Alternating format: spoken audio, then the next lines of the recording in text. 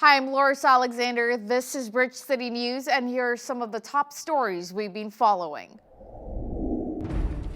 A public avalanche warning has been issued for the Rockies and Waterton National Park areas. Plus, Lethbridge City Council has voted in favor of extending the city's mandatory face covering bylaw until April 30th. And the Lethbridge Police Service presented its report and funding to Council last Tuesday. Your nation, your province, your southern Alberta. From the heart of Lethbridge, it's Bridge City News Weekend Edition. Thanks for joining us. Avalanche Canada has issued a public avalanche warning for recreational backcountry users who may venture into the North Rockies, South Rockies, the Lizard, Flathead, and Waterton Lakes National Park areas. A release from Avalanche Canada states, a persistent weak layer in the North Rockies has resulted in 2 recent fatalities. This layer is also the suspected cause of a near-miss incident in the South Rockies, which resulted in very serious injuries. Lethbridge City Council voted in favor of extending the city's mandatory face covering bylaw until April 30th. The vote was 6-3 in council last Tuesday night. It was a hotly contested night with councillors arguing about if the mask bylaw is needed since the Alberta mandate came into effect on December 8th of last year. Mayor Chris Spearman voted in favor of the bylaw extension, while Councillor Ryan Parker voted against it. But I do support the council's resolution, and I made my reasons plain before the actual vote. If the vaccine is not going to be widely available until September, I think the medical officers of health are going to continue to say wear masks, and we should continue to wear masks until the vaccine is widely available and we see the effects of that of the vaccine to see the pandemic significantly reduced or eliminated. I just think it causes great confusion if suddenly the province, for example, maybe at the end of June, removes the masking order, but we still have a bylaw in place. So what message are we sending to the community? Is Lethbridge more dangerous versus... So at the end of the day, I trust Dr. Henshaw, I trust the people at Alberta Health personally, that they know their stuff and they're going to recommend what to do. They're a little late to the party, I agree, they were late to the party, but hindsight's 2020. But moving forward, I think we should truly listen to what the experts say, and I believe that our bylaw would be redundant, but it is what it is. The Lethbridge mask bylaw came into effect in August of last year. The Lethbridge Police Commission presented its report to Council this past Tuesday. Last December, Council voted to cut Lethbridge Police Service funding by $1 million in 2021 and 2022. There are currently 173 police officers serving our city. The report says funding will continue for peace officers and the Watch program. Apparently, there will be no change to the level of service officers will provide. Other funding issues will be addressed at a later date.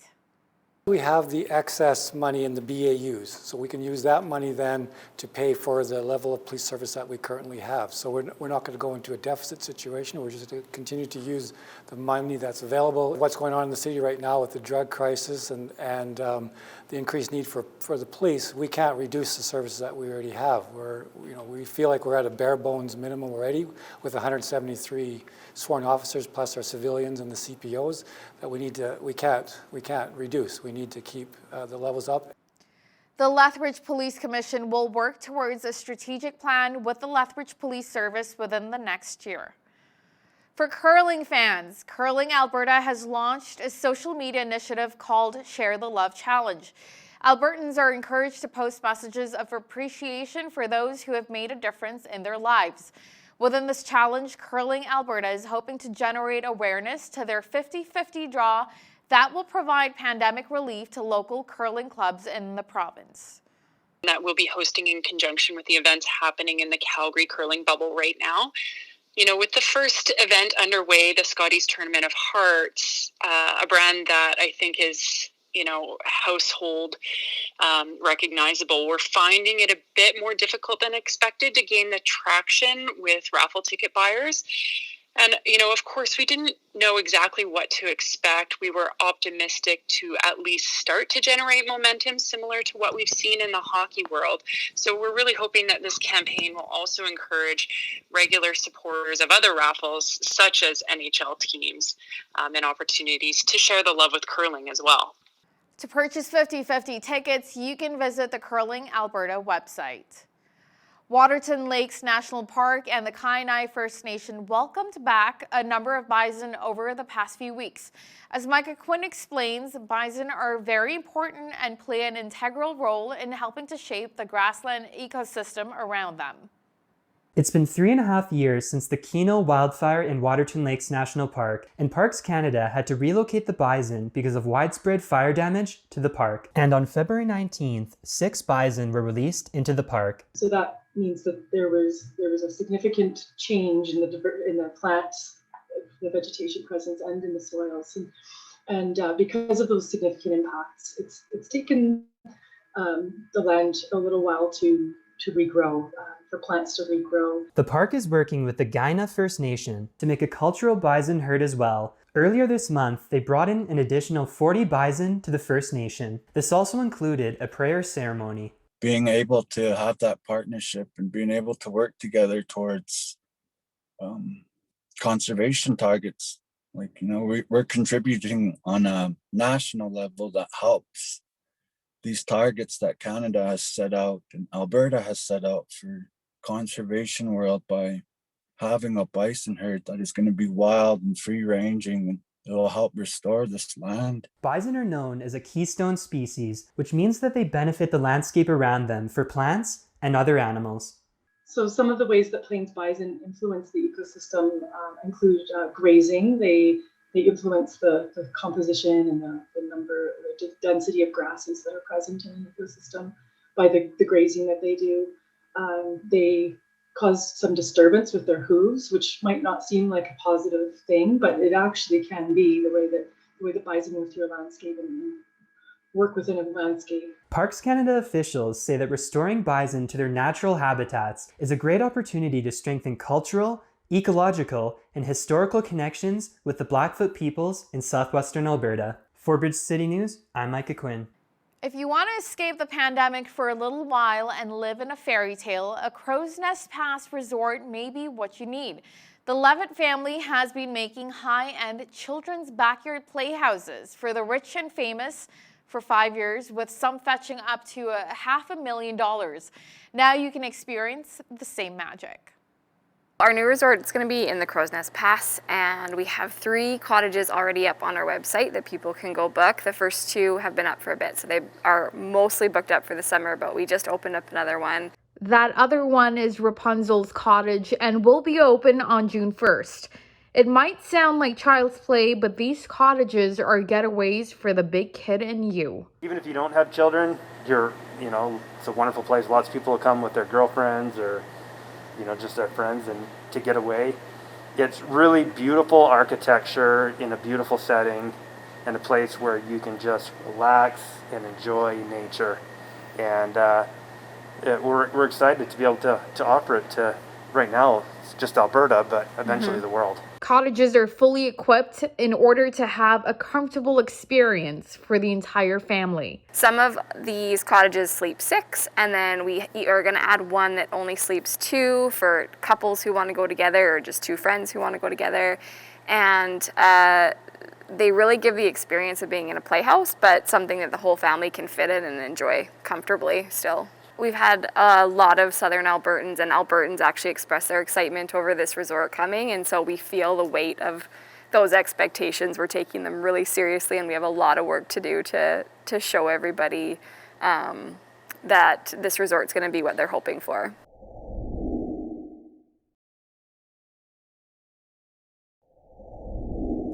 Recapping one of our top news stories, the Lethbridge Police Commission presented its report to Council Tuesday. Last December, Council voted to cut Lethbridge Police Service funding by $1 million in 2021 and 2022. There are currently 173 police officers serving our city. The report says funding will continue for peace officers and the Watch program. And taking a look at weekend weather. The weather is warming up to start the week. Just a few clouds tonight with a low of -7 degrees. Tomorrow it should be a bit warmer with skies clearing in the morning and a high of +7 degrees in the afternoon. Today's weather is brought to you by ColumbianDirect.com. Café Coffee, specialty coffee from our family to yours.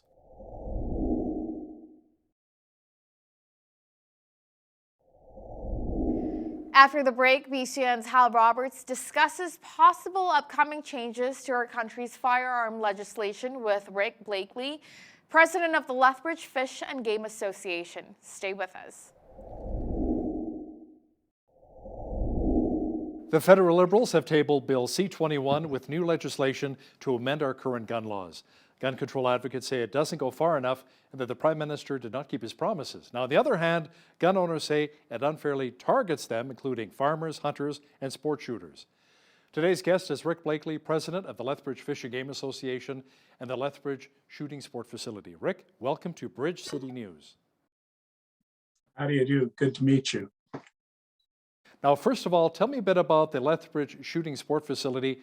What kind of people are part of the club and what age ranges? Is it for everyone? Well, actually it is. We've got a very diverse membership. Over 2,000 women and men and children, of which the adults are members. The children, we provide the facility for free for children who are accompanied by their parents or a guardian. So it's a really diverse group. We don't refuse membership to anyone, and we have way too much fun. Now, Rick, one concern I keep hearing is that very little of the new gun legislation focuses on criminal misuse of firearms. Instead, it really singles out the legal gun owners who've been vetted by the RCMP, including sport shooters, hunters, farmers, and ranchers. What are your thoughts? Well, you're absolutely right. And earlier you said the people who are wanting controls over guns feel that they're disappointed in Liberal government. Many of our members voted Liberal because they said that they would put in regulations that respected hunters, firearm owners, and farmers. So we feel that they've definitely went against our what we thought they were all about. This new law doesn't really change much. The current laws are very strict. As a matter of fact, we talk about hockey or football or something like that. If a person who owns a firearm is engaged in a hockey game and gets a little hot under the collar and fights, they can have their firearm license taken away because they have shown violent behavior. It's no different than their blue, red, and yellow, and I forget what colors they are, but the flags, they're using the terminology used in the United States, and it's already in place in Canada. Right now, I can get my firearms and my ability to own firearms taken away. Now, Rick, as a gun owner yourself, are you tired of being the target of this kind of legislation? Pardon the pun, by the way. And how much of this new gun legislation is actually new? Well, like I said, it really is a reiteration of a lot of the things that are currently in the law. The only addition is there's a whole bunch of firearms that are on the new prohibited list, firearms that were purchased and registered and looked after in safes, in vaults, and taken to the range for shooting sports activities. So those guns represent about 900,000 guns that the government's currently talking about confiscating through a buyback program, which is basically a program of telling you what they'll pay you for a gun and you got to take it. So I think that's illegal right now. If most of the gun crime is coming from gangs in the big cities, will this kind of legislation actually fix anything? Or is it maybe better to focus on stopping the illegal guns from crossing the border? Absolutely. Illegal guns, it's really interesting how perceptions are. Most of the illegal guns come from across the border or are actually built by the criminals. And so these guns that we have are stored in vaults. They don't, very seldom are they ever involved in a crime. So violent people use firearms for violent intent. Of the murders since 1980, 116 murders were committed by violent people who had registered firearms, 116 people since 1980. That's over 40 years. So Rick, why were certain rifles banned? Rifles like the AR-15 are labeled as assault weapons, which are only meant to be used on the battlefield by the military. But is that actually the case, or are they genuinely a sport shooting or hunting rifle? They were designed by the shooting sports people who shot in sports where you had to be very nimble and very accurate. And so they designed a firearm that was ergonomically fitting them, and it was light and it was nimble and it was easy to use. The military took that design, didn't use the semi-automatic, which is a pull of the trigger, shoots a bullet. They made it into a fully automatic machine gun that looked and felt exactly like the sporting gun, because they needed a rifle that would be nimble in Vietnam, where it was jungle warfare. Rick, the new legislation allows cities to ban handguns by means of restricting their storage and their transportation. Do you see this as really a good idea, or is there maybe potential concerns here? It's good that you mentioned that, because firearms currently that we own and are in our vaults and safes are in a very safe position. It's illegal for us to store a firearm unlocked or out in the open. So they're all in vaults and safes anyway. Central storage won't change that. The guns that aren't stored properly are the guns in the belt of the violent person who is using a firearm for violent intent. They haven't followed the rules, and the government will never, ever, until they start prosecuting them, get them to comply with the rules. We're the scapegoats. The criminals, it's really interesting. The current government has made the minimum sentences for firearm use of a firearm in the commission of a crime. They've taken the minimum sentences out of those offenses and drug offenses. It really makes me wonder who is the priority here. It seems like they are looking after the criminal and definitely impacting the safety of every citizen. Now, Rick, another issue is that municipalities are normally under provincial jurisdiction. So do the feds actually have the constitutional right to do this? I understand that the province might actually challenge this. Well, you're absolutely right. The federal government is, in this case, stepping all over municipalities and provinces. And it is, from my understanding, provincial regulation to it's provincial regulations, and they didn't even consult with the provinces. So this is going to be another issue of poorly thought out firearm policies. Now, the legislation has a voluntary buyback program for the banned guns, but gun owners don't have to sell their guns to the government as long as they don't shoot them or sell them and they keep them locked up. Now, this obviously has infuriated a lot of gun control advocates, and this does raise some interesting questions. If these weapons really are dangerous, why would you not follow through and make it mandatory with a buyback program? Well, first I have to correct you in your term weapons. That's the propaganda from the government. They're calling them weapons, which are typically used for killing people. Our firearms are used for shooting targets, and there's a very clear distinction between the intent of the person using both of those tools. The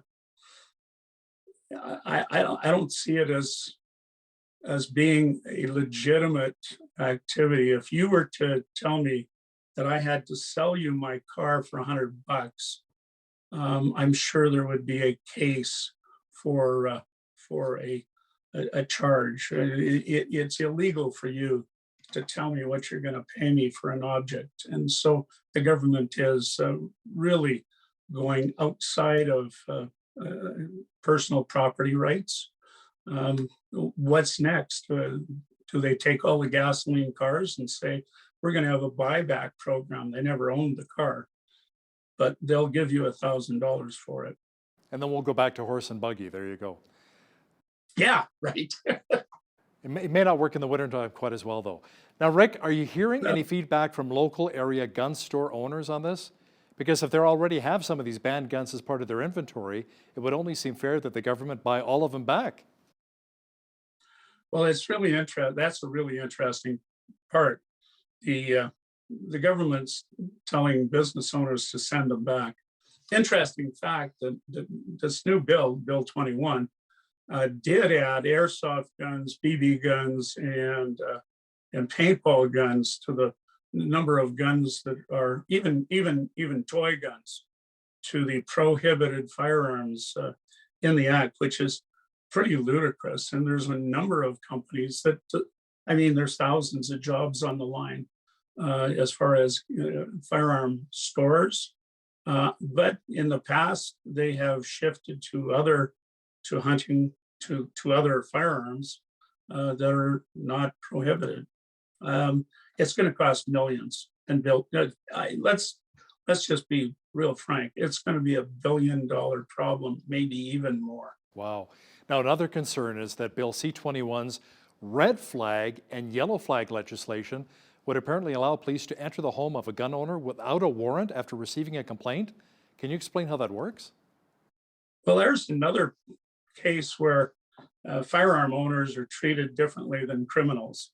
Currently, it's illegal for me not to update my address and location. A while ago, the Conservative Party tried to put through a bill that would maintain the addresses of people who had been charged with violent crimes. That bill failed. The Liberals and the NDP didn't want that in. So right now, under the current legislation, they can enter my home, they can search it, check to make sure that my firearms are properly stored in a vault. They can talk to anyone they want as far as my mental capacity, and anyone can report me for as a firearm owner, a licensed firearm owner, a respectful, responsible firearm owner. They can report me if I do any violent act, even if I'm engaged in a hockey game or a football game or a soccer game. If I get upset and start hitting somebody, that's a violent act, and I can lose my guns and my privilege to own firearms. So, Rick, any final thoughts as to where this is going and how concerned Canadians and law-abiding gun owners should respond? I don't know where they're going with this. I would expect that they're wanting to eliminate all firearms. They definitely are trying to follow the example of New Zealand. New Zealand's a small island. It's very isolated. It doesn't have a United States on its border. And so it's very easy for them to control firearms. However, I understand that illegal firearms is still a problem in New Zealand. So where is this going? I think there's a utopian belief that if there are no firearms, there will be no wars and there will be no violence. But really, firearms are, it's a wonderful sport. It's an Olympic sport. And I have taught children how to use firearms, and children, we offer programs for children who can't afford any other of the sports because we offer them for free. And I have had children who have problems for their parents And once they start using firearms and start enjoying the sports, they understood what responsibility was. They understood that they were being responsible for a potential danger to others, and they have different opinions about violent video games now. So I think it's wonderful that the government of the past used to encourage children to take up the shooting sports. I think that was a very good activity to teach responsibility and respect for others. Well, and I we remember, try and maintain my that. father had an acreage out by Bowden, Alberta, and I was a kid back in the 70s. And I started on a pellet gun to a 22, and then he handed me a 12-gauge shotgun, showed me how to put the stock into my shoulder, says, "Go ahead, son, let it go." So I did some target shooting, and I landed 12 feet behind me on my butt right after that. So I'll never forget that. Same experience, only my dad lined me up with a slew. Thank you so much for your time today, Rick. Rick Blakely is the president of the Lethbridge Fish and Game Association. Thanks again. Thank you very much. There's a report coming out of Washington that the Joe Biden team allegedly colluded with Iran to foil Donald Trump diplomacy. With more on that is our foreign affairs expert and U.S. political reporter Lisa Daftari, joining me once again from Los Angeles. Lisa, the attempt at counter-diplomacy offers a different window into the deep relationships Iran's foreign minister developed with influential U.S. liberals over, the past 10 years? Absolutely. This is a crazy story. I mean, we knew a lot of this. We knew that John Kerry was using his relationship with the foreign minister of Iran, Javad Zarif. They have a personal relationship with Kerry's daughter having married an Iranian, having John Kerry be at her wedding. Javad Zarif be at the wedding. So there is a relationship there. We knew all that. But we didn't know the extent of which John Kerry was making promises. We didn't know that Robert Malley, the pick for the Iran envoy under the Biden administration, was involved in these talks. So now this report, bombshell report by the Washington Times, puts this in black and white, and it is mind-blowing to read the extent with which these liberals were meeting with officials from Iran on an official capacity, meaning they were making promises. They were guiding them against Donald Trump, not only against Donald Trump, but against the United States. The president who's in office cannot be, manipulated, and they can't work behind his back to make promises that are going to be fulfilled under the Biden administration. And now, if you look at where our foreign policy vis-a-vis Iran is headed, it's exactly what they promised. Again, mind-blowing, Logan Act, treason, you can put whatever name you want on it, but it's crazy to read this, that it happened in actuality. Lisa, the Biden administration says it's ready to begin talks with Iran's regime about signing on once again to the 2015 nuclear agreement. Now, many feel this would be the first step in returning to a diplomatic deal with Tehran, but there are many others who are dead set against this deal. Can you explain why? Right. So we were involved in the JCPOA, which is better known as the Iran nuclear deal in 2005, which was struck between President Obama and 5 nations and Iran, which gave the Iranian regime a lot of money, a lot of power, and a lot of time to get on the 1-yard line with regards to their weapons program. It had a sunset clause. It had no mention of human rights abuses. It had no mention of their terror spending in the region. It just gave them a free pass and put on paper nuclear deal so that a lot of people could just sign on to it and say, wow, we curbed the Iranian regime. It's a good thing. We normalized relations with them, and now we have a deal. So obviously a lot of people are against getting back into a 2015 style deal, which gave us nothing. It didn't use any U.S. leverage. It didn't curb the behavior of the Iranian regime, and once again will allow them to go forward with their weapons program. So a lot of people are pushing for a different deal. I had people on my podcast this week talk about the Cyrus Accords. It's a new push that's being presented by 2 conservative foreign policy experts that say, look, we had the Abraham Accords that brought peace between Israel and its Arab neighbors, which was unthinkable why not bring peace between the Iran regime and Israel in the Cyrus Accord? Cyrus, of course, being an ancient ruler of the Persian Empire who was extremely friendly toward Israel and towards, I should say, Israel at the time, the Jewish people at the time. He was a true Zionist, so to speak. So there could be a deal, Hal. It just doesn't have to be a bad one. And that's what a lot of people are saying right now. You know, what's interesting is that Iran wants the U.S. to come back to the table for the nuclear agreement, yet the regime is allegedly allowing less and less access to inspectors of its nuclear sites. You know, that just tells you what the leaders in Tehran think about the current administration in the White House. Under the Trump administration, there was a tremendous amount of pressure on the Iranian regime. It was actually called the pressure campaign. It put a lot of sanctions, targeted sanctions on the regime. It didn't allow them to go forward with certain parts of their weapons program, technology, cyber. It made it almost impossible to work financially through the central bank, etc. Now, after the changing of the guard, now you see they're the ones calling the shots. They're the ones that are setting the ultimatums. They're the ones that are setting the conditions to move forward. So it's not a good look for us here in the United States. It's not a good look for the leader of the world to have bullies in Tehran calling the shots and telling us what the terms of the deal should be. Now, still with Iran, the American government has begun talks to return at least 5 American hostages whom Tehran is holding. Iran is apparently holding dozens of dual nationals, mostly on espionage charges. Right. These are the bogus charges with which they throw people into prison, and they hold their pawns for days like this, so that it could have this appearance that they're doing a trade. Oh, we'll give you these hostages that we're holding for no reason in exchange for X amount of money, X amount of freedom, X amount of this nuclear deal that will again give them the economic freedom to go on with their terror spending and their weapons programs and everything else that they've gotten away with. More than anything, what the regime is hoping for is longevity. They want to stay in power.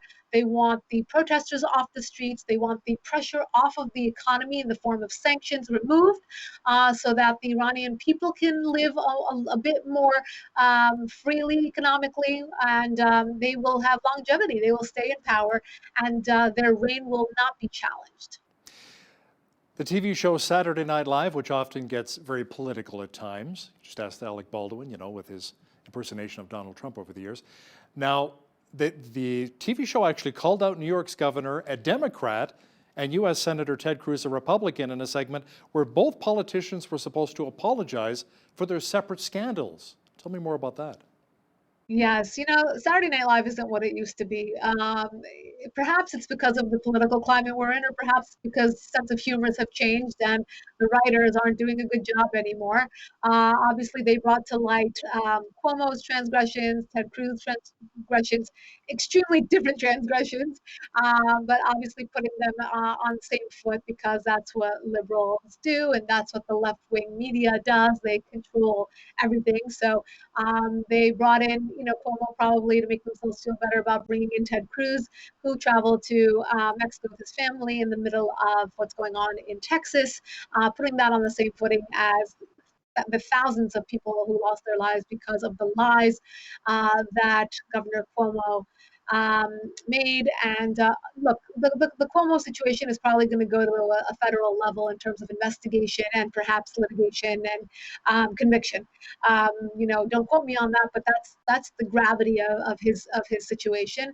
And to put that on equal footing with someone who probably made a bad call and took his family out of town because things were very bad, it's just not right. But it's not surprising, right, Hal?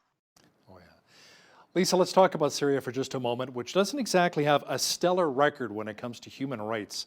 Now, they're actually set to have an official from that country, from Syria, posted to a UN human rights forum. What is going on there?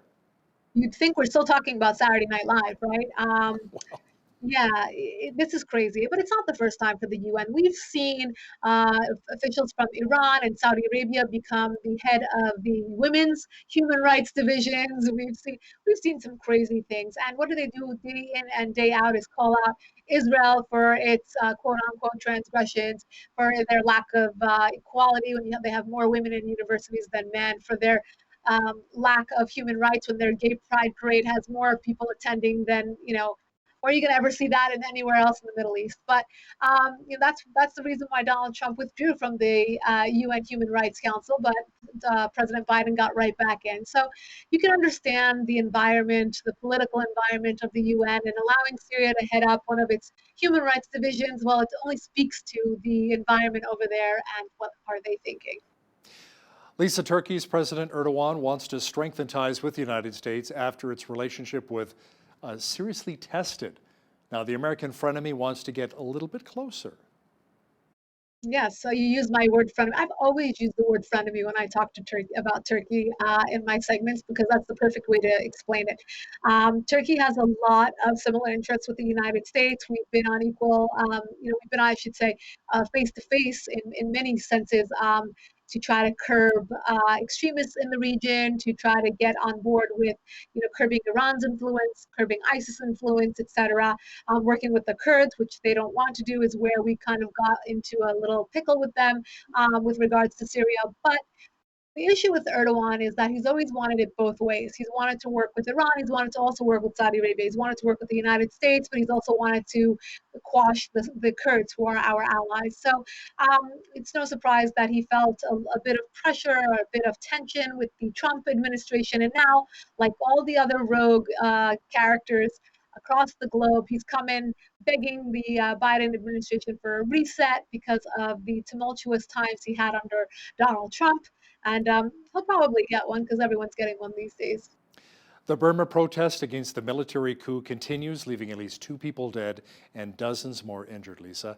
Huge crowds gathered to protest a woman who was killed recently. Tell me more about that. Yes, this has escalated to a place where now we have casualties. We have the face of the protests. Whenever that happens, I mean, it takes a turn. On the one hand, it really empowers the protesters to say, look, we now have a martyr. We now have an icon, a face to go with the movement. But it also, tells people to take a step back. They don't want to lose their lives. This started out as very peaceful protests and has gone somewhere very different. But there's no end in sight right now. The military has not made any more concessions, has not offered to do anything else to give the people a sense of stability or calm for their future. And in the meantime, there's martial law. People are encouraged to get off the streets, and what will happen, who knows? Some big news out of Israel, which apparently leads the world when it comes to inoculations per capita. Health officials there say the Pfizer vaccine is preventing about 98.9% of COVID-19 related deaths. Yes, this is tremendous news for those who have been able to get the Pfizer vaccination, that have been able to get both rounds of the Pfizer vaccination.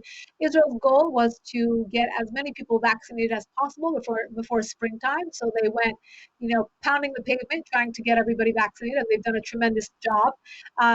It is a very densely populated country, although it is very small, about the size of New Jersey.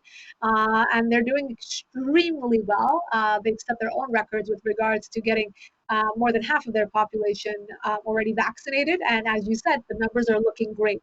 We're seeing a very low rate of infection for those who are vaccinated. And again, Israel has made they purchased mostly Pfizer vaccines, so their entire case study is showing what Pfizer vaccine can do. So it's tremendously helpful for those who are looking at the Pfizer vaccine.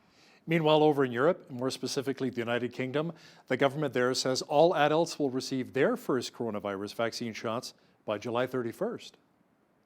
Yeah, also very ambitious. We'll see how that goes. Look, at least they're setting some sort of deadline. We don't have anything like that here in the United States. Young people are wondering when their turn will be. In the meantime, there's a lot of what we call vaccine shaming. A lot of young people showing up to locations where vaccines are being offered and attempting to get the residuals where they believe that they will be tossed out anyway. So they're not doing anything wrong. But in the meantime, other people are shaming them to allow those vaccines to go to the elderly, the healthcare workers, people who have low immunity, etc. So there's like a culture here. So we're waiting to see when our sort of deadline will be, or if our government will set some sort of goal for themselves, but we've heard nothing yet. Fresh off of news that the U.S. death toll from COVID-19 is reaching about 500,000, comes word that U.S.'s top doc, Dr. Fauci, says it's possible that Americans may be wearing face masks in 2022. Yeah, what happened to flattening the curve many, many, many months ago? This is not good news, obviously, and for the people who want to get back to a normal life, it looks like that's not going to be, anytime soon. And what will normal look like anyway? Will people go to sports events? Will they go to musical concerts? Will they be able to attend, a large wedding with 200 people ever again? Dr. Fauci is saying, look, it looks like we will still have to be careful more than a year in from here on out. It's not good news, but more than anything, people are looking at when will schools open up here in Southern California, for example. Kids are still out of school. It is putting a tremendous toll on parents, on schools, on children themselves. This is extremely damaging. The side effects are not just the 500,000 who very, very, very tragically passed from this virus, but there are many, many people who have lost their jobs, lost their businesses, not reopening their businesses, and of course, those children who are stuck at home with the side effects of, the psychological, physical side effects of not being active, not being around other kids, and dealing with this for at least another year. U.S. political reporter and our foreign affairs expert, Lisa Daftari, thanks again for joining me from Los Angeles. My pleasure. The Bible speaks of spiritual gifts, but what exactly does that mean? Are these gifts like healing and prophecy still available for Christians today in 2021? Well, today's guest is Charity Verkler Kayembe. She's the co-author, along with her papa, Mark Verkler, of the book Overflow of the Spirit, How to Release His Gifts in Every Area of Your Life. Charity joins me now from Buffalo, New York. Charity, welcome to Bridge City News. Thank you so much for having me, Hal. I'm really glad to be with you. Oh, yes, it's great to have you here. Now, Charity, who specifically would you say your book is geared for? The book is really written for any believer, every believer who's wanting to experience the fullness that God has for them. A lot of times we think of spiritual gifts, word of wisdom, word of knowledge, prophecy, miracles, and we think, oh, well, that's for a missionary, overseas somewhere. That's for a pastor in church on Sunday. What does that have to do with me and my regular everyday life? And so we want to give you a vision in the book. This is what a word of knowledge looks like on the job. This is what prophecy looks like at home. This is how you flow in the gifts of the Spirit in your normal, regular, everyday life. Now, the gifts of the Spirit do seem to create some controversy, both within the church circles, also in secular society. What do you say to those who doubt that these giftings are real?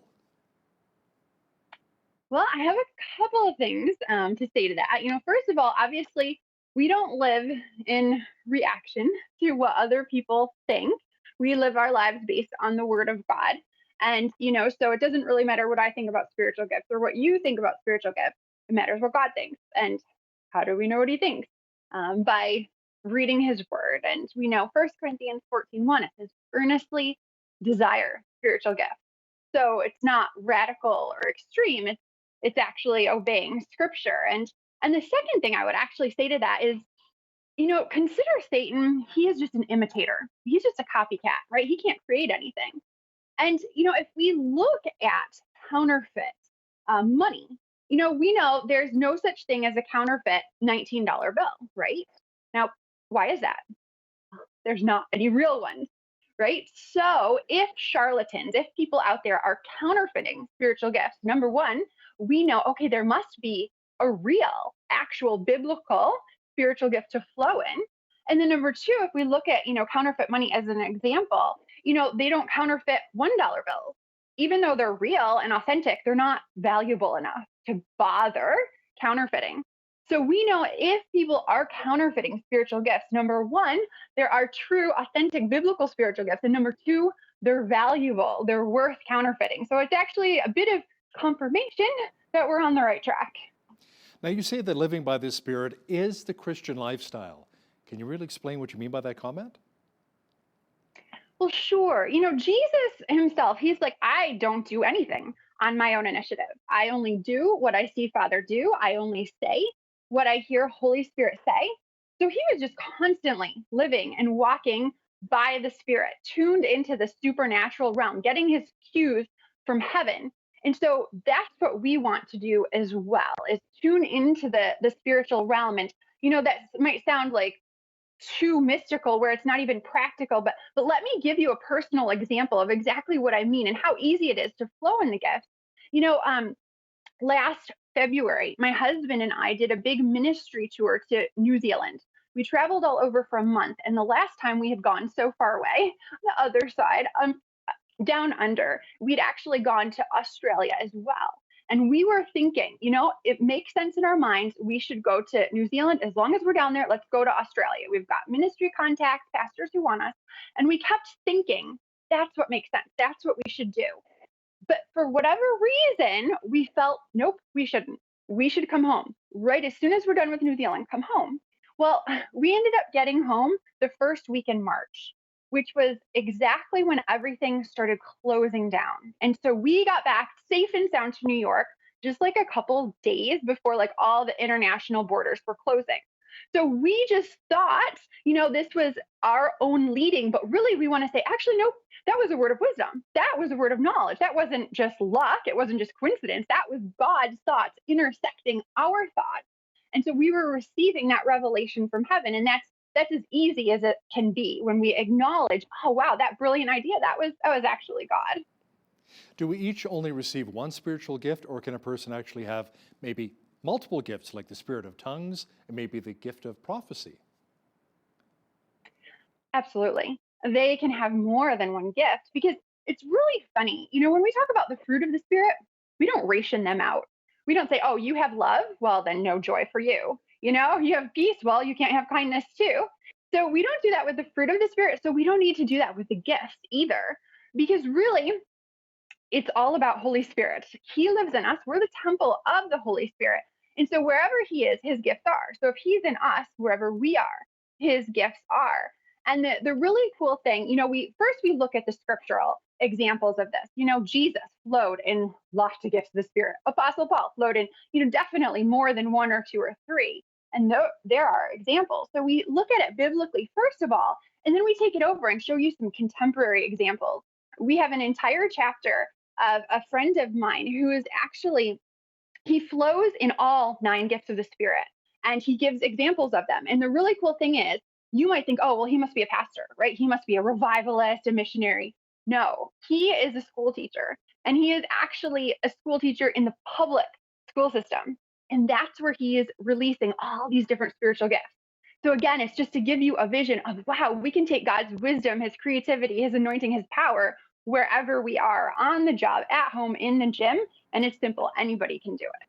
So how long does it normally take someone to receive the gift of speaking in tongues? Are they born with it, or is it just gradually, as you increase in your faith, that you develop this gift? Yeah, we're not born with it, but it is available to every believer. It's not something that we have to strive for. We don't struggle. We don't have to pray for 40 hours or fast 40 days. It is something that is available to every Christian, but it's a gift. When we're given a gift, we need to unwrap it. And so a lot of times, even though this gift is available to every believer, we all have access to it. It's within us, right? Holy Spirit is within us. We just don't know how to unwrap it, how to activate those gifts, how to release them. So that's what we do in the book, is teach you practically, step by step. This is how to position yourself to connect with the flow of Holy Spirit's river within you, so you can release his gifts in every area of your life. So Charity, is there any place where you should potentially never use the gift of tongues? Like maybe a crowded elevator? Well, that's an interesting question. And obviously we want to use wisdom, but if we go back to scripture, which is the answer to every question that we have, it actually says, first of all, we're supposed to pray without ceasing. And it actually says we are supposed to pray at all times in the Spirit. So we wouldn't actually have to loudly, boisterously, let the entire elevator know. But the same way that I can pray in English, in my mind, in my heart, I can also pray in tongues, within myself, in my mind, in my heart, and probably in a more public setting like that. That's the kind of tongues I would flow in.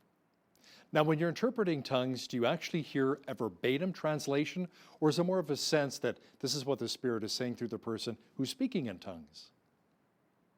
Ooh, now that's a fun question. I think it's actually both. It could go either way. I think for most of us, for me, I think usually it's just more of a sense. We have a flowing thought, a flowing picture, a flowing idea of this is, the impression we feel that is the understanding, the meaning, the translation of what they spoke in tongues. But for some people, some, prophetic people, they do actually, they'll see like a movie screen almost over someone's head. They'll see a word stamped on someone's forehead, clear, literal, verbatim, and then they know, oh, let me pray for you about this or how to minister to them. And it's really cool. In the book, we have a story of a guy, he had a dream. And in the dream, everyone was speaking another language that he didn't understand or know. But then underneath the people speaking, there were subtitles. Okay, so then he could figure out what that meant. So that is another example that's more verbatim, literal. So it could go either way, and we want to be just wide open to receiving God's revelation however it comes. Now, Charity, you and your father have also written books about dreams. Do you believe that people's dreams really help them connect with their Heavenly Father? Absolutely. Because when we are dreaming, we are out of our heads, right? We're not in this bottleneck where we're analyzing everything, thinking too logically about everything. Instead, we're in our hearts. That's what it says in Song of Solomon 5:2, that when we are asleep, our heart is awake. So when we're asleep, our heart is awake to commune with our beloved, with God. And in the Bible, we see this over and over again, people receiving spiritual gifts through their dreams. One famous example, obviously, Solomon, right? Legendary gift of wisdom. We know God is the one who gave it to him. But what's surprising is, when did God give Solomon this life-changing, epic, blockbuster spiritual gift? It was in a dream while he was asleep. And a really cool example, it just happened to a friend of mine this past summer. He's a young guy, super healthy in every way, except he was having this crazy nerve pain, like excruciating pain. Nobody could figure out what was wrong with him. He goes to the doctors, he goes to the specialists, and all the MRIs, all the stuff, they can't figure it out. So he gets, this is the favor of God anyway, he gets to go to this neurosurgeon. And she's like the best of the best, like a world renowned. She has her own TED Talk. Okay, this level of doctor. And she looks at him and she can't figure it out. All the tests, all the MRIs, they're like, there's no reason for you to have this pain. And so my friend Brian, he's like, you know what? I think God is going to give you a dream and show you how to help me. And she just, rolls her eyes like, oh, brother. Okay, but then he prayed into that and he's like, yes, God, show her so that she could get a revelation, of the great physician, that he cares about her patients, wants to partner with her in her healing ministry as a doctor. And so fast forward 2 days, this neurosurgeon comes into his room. And as soon as she sees him, she's like, oh, wait, I had a dream about you last night. She's like, I totally forgot about it. But now that I see you, and she's like, okay, in the dream. And she's like recounting the dream. And she's like, well, I think this would work. And she called another doctor in to show him what she wanted to do. And so she ends up, based on this dream that she had, making this really huge incision in his leg that she would have never normally done. But based on the dream, she performs this operation. When she does, she finds out that his nerves are fused to the bone, like totally messed up. But she's able to fix it now that she sees it. And she was able to see it because she did this surgery based on a dream. And so now he is, back to work. He is running. It was like a total miracle. And the doctor acknowledged it. He was able to pray with the doctor. And so that's, again, an example of this isn't just like spiritual, just pastors in churches. No, it can be like doctors in hospitals, lawyers in courtrooms, moms with their kids, whatever you have going on, whatever problem, whatever situation, God has the answer. And so we can listen to him and receive that revelation in the night while we sleep.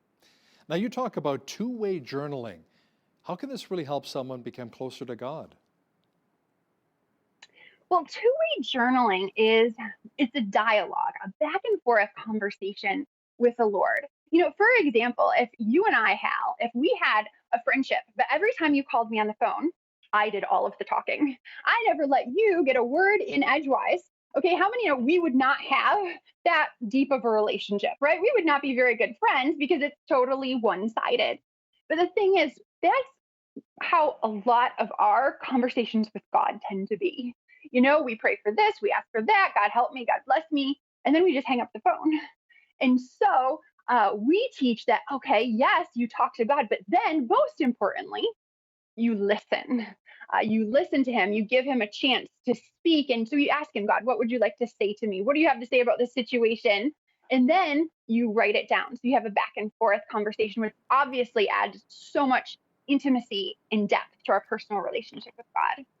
Now, Charity, we only have about a minute left here, but I wanted to ask you, how important is it really to be part of a local church, to be plugged in within your community? Oh, it is so important to be part of a local church. You know, the scripture says that we should not forsake the assembling of ourselves together.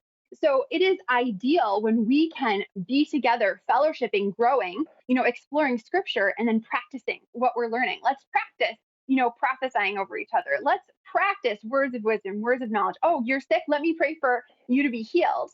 And then it's a safe environment where we can all learn together how to live and walk by the Spirit. Thanks so much for your time, Charity. Charity Verkler Kayembe, she's the co-author of Overflow of the Spirit, How to Release His Gifts in Every Area of Your Life. Thanks again for joining me from Buffalo, New York. Thanks so much, Hal. God bless. You too. On behalf of all of us here at Bridge City News, I'm Hal Roberts. God bless and thanks so much for watching.